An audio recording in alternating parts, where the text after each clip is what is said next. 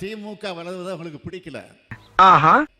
அதான் காரணம். அதனால தான் இன்னைக்கு யார் யாரோ வரவெல்லாம் புதுசாக கட்சி தொடங்குறவெல்லாம் திமுக ஒழியணும் அழியணும் என்ற அந்த நிலையில தான் இன்னைக்கு போயிட்டு இருக்காங்களே தவிர, நான் அவங்களுக்கெல்லாம் சொல்றேன், அவங்களெல்லாம் நான் பணிவோடு இந்த நேரத்தில் கேட்டுக்கொள்ள விரும்புகிறேன்.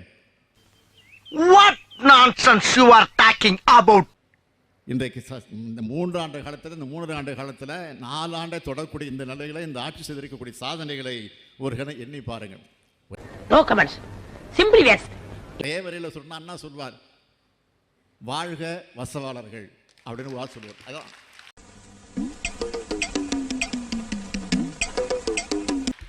அதான் நான் சொல்ல முடியும். நாங்கள் அதை பற்றி கவலையே படலை. எங்கள் போக்கு மக்களுக்கு நன்மை செய்யக்கூடிய போக்கு தான்.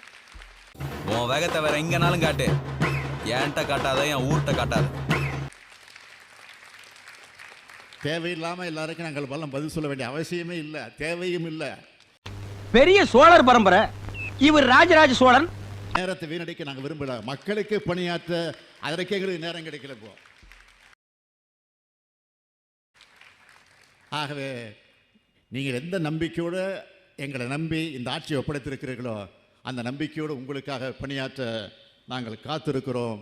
அந்த நிலையில தொடர்ந்து உங்களுக்காக பாடுபடுவோம், பணியாற்றுவோம், உழைப்போம். நான் பேசிட்டே இருக்க, நீ பாட்டுக்கு போயிட்டே இருக்க. இவர் என்னமோ பெரிய தியாகி மாதிரியும், இவர் மேல அபாண்டமா பழி சுமத்துட்ட மாதிரியும் அவரா சீன் போடுற.